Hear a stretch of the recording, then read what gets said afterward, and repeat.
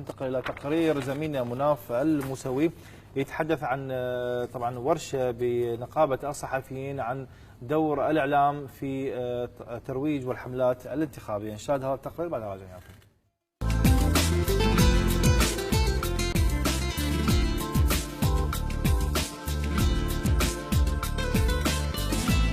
ورشة عمل أقامتها نقابة الصحفيين العراقيين للتعريف بأهم محاور الإعلام الانتخابي بحضور عدد من ممثلي القنوات الفضائية والوكالات الإخبارية والصحف. ودارت النقاشات حول ملفات عديدة أهمها إعلام المواطنين بشأن الأحزاب السياسية المتنافسة في الانتخابات المقبلة وبرامجها والمرشحين والإسهام في تشكيل الرأي العام لدى الناخبين. ما يهم المجتمع العراقي يكون محل اهتمام ومحط أنظار نقابة الصحفيين العراق، وبما أن العراق مقبل على انتخابات مجالس المحافظات وأيضا مجلس النواب، فهذه الورشة مهمة لزملائنا الإعلاميين أن يعوا ويطلعوا على آخر المستجدات في عالم الإعلام الانتخابي وعالم التشريع القانوني الذي يخص مسألة الانتخابات. وبالتالي هذه الورشة طرحت كثير من التساؤلات من قبل الباحث وأيضا من قبل الزملاء الحاضرين، تم الإجابة عليها بشكل كاف ووافي. الآن دخلنا إلى موضوع هو إدارة الحملة الانتخابية وخاصة من الجانب الإعلامي، لأن هو دعاية انتخابية، حملة دعائية، إذن يجب أن يترأسها ويسيدها، وصاحب القرار الأول والأخير بعد المناقشات والمحاورات هو الإعلامي،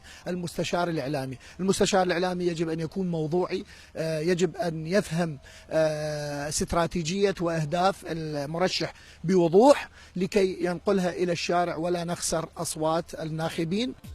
وامتد الحوار داخل الورشة التدريبية إلى التعريف بأهم الشخصيات التي أدارت الحملات الانتخابية الناجحة حول العالم، وكذلك الوسائل المستخدمة لتنظيم عملهم. وكذلك تم التأكيد على ضرورة متابعة تطبيق البرامج الانتخابية التي تعلن عنها الكيانات السياسية بعد فوزها بالانتخابات من قبل الصحفيين، لكي لا يساء استخدام الشخصيات الإعلامية في الترويج للسياسيين.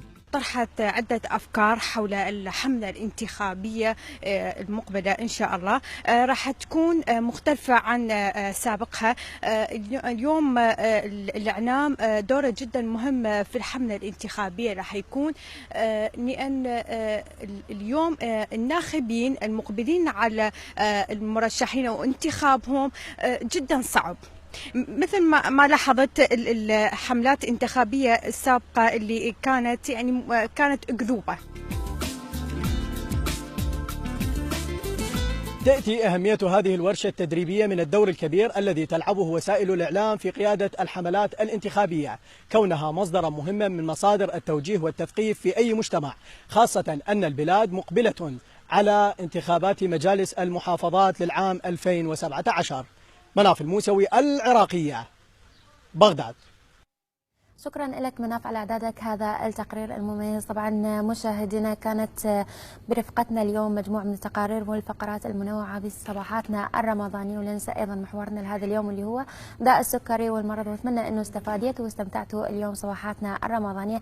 مشاهدينا الأحبة، وصلنا لختام حلقتنا لهذا اليوم برنامج صباحات رمضانية.